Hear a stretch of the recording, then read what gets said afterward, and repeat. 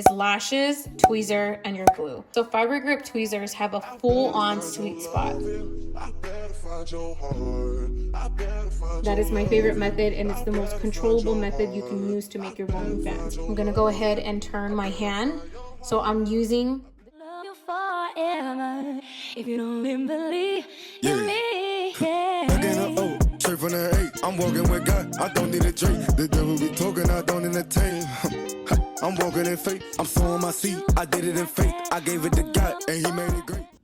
Hey everyone, and welcome back to my channel. If you're new here, please don't forget to comment, like, and subscribe on your way out, and let's just dive right into this video. So we are going to be discussing on how to make volume lash fans. I know it could be very hard sometimes, but trust me, it's super easy as long as you have the right products and you understand the technique. So let's just dabble right into it. I broke it down into 4 easy steps on how to create volume fans. So let's go ahead and talk about them and talk about the products that we're going to be using today.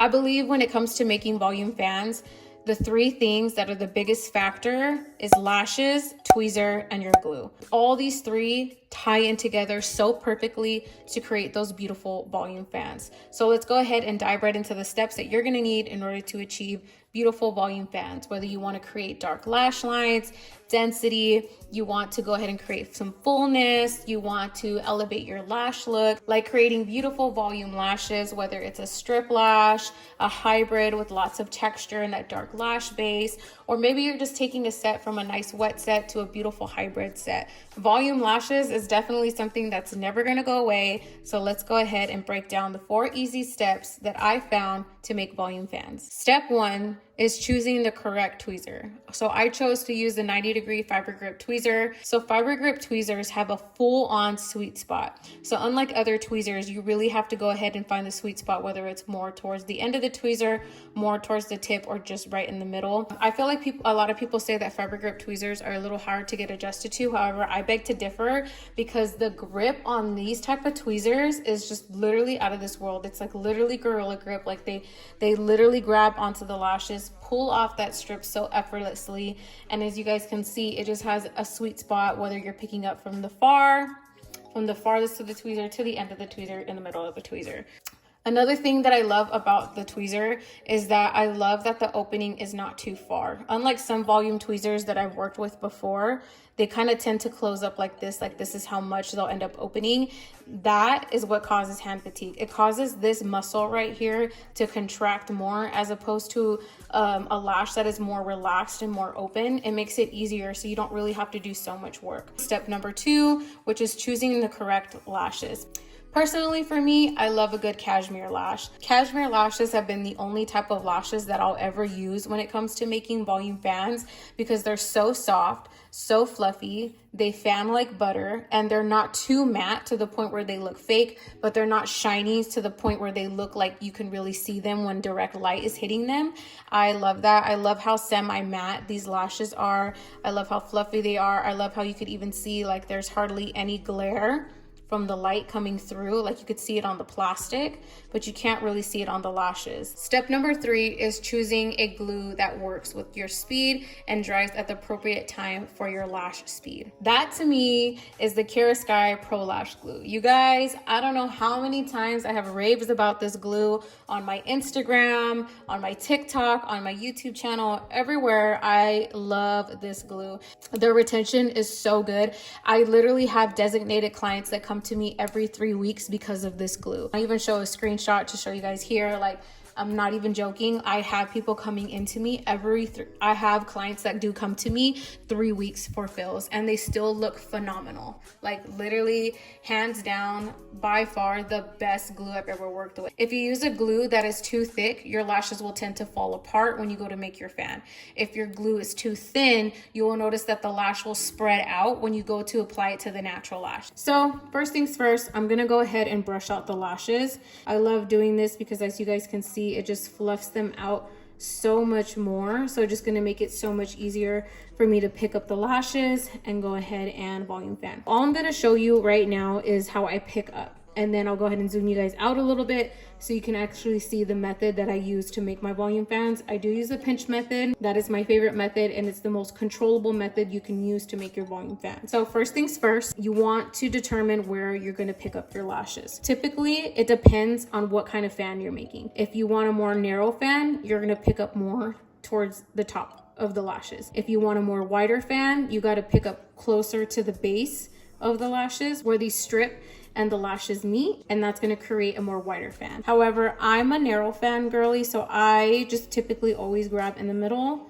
and then I just pull towards me. I'm going to do it again. Grab your lashes wherever you choose with whatever type of fan you're going to make. Grab it nice and taut, pull towards you. But as you're squeezing it nice and close, you're just going to gently open up. Do you see the slight micro movement that I'm doing? That's going to allow the tweezer to open up just a little bit so that the lashes can kind of conform out. We grabbed our lashes. They're perfectly placed in. As you can see, the base is nice and open. I'm going to go ahead and turn my hand. So I'm using the tip of my fingers and my thumb and my index finger to close, to make it like a point. So I'm already pinching the base. So I'm closing the base up. As you can see, if I close it and I let it go, it opens back up. So what I'm gonna do is I'm already gonna pinch it closed. So that way when I slightly open up my tweezer, the lashes already come and open up. I really hope that makes sense. And then you can kind of fix. Sometimes what you can do too is I like go like this, and it will close up my fan. And then you're going to dip, move your tweezer up more so that you have a better grip. Hold that tweezer, hold it nice and tight, pull towards you. If you get a couple lashes sticking out, just remove them. We're gonna go ahead, already pinch the base, slightly open up our tweezer, and it should just fan out. And then you can keep going until you have your desired fan. Sometimes again, I'll kind of do that and you see how it just closes up that base a little bit more. Dip in my glue, bounce, open my tweezer up so that I can have a better grip. Let me zoom in. And there she is. Do you see how it already has a slight curve? That fan would wrap perfectly. So this is why I love doing that method where I kind of like push it on my, where I like kind of do this and I push it on my finger, because you can see that little groove right there. That's gonna sit perfectly on a natural lash, like so good. And as you guys can see, beautiful demi matte, beautiful snatched fan.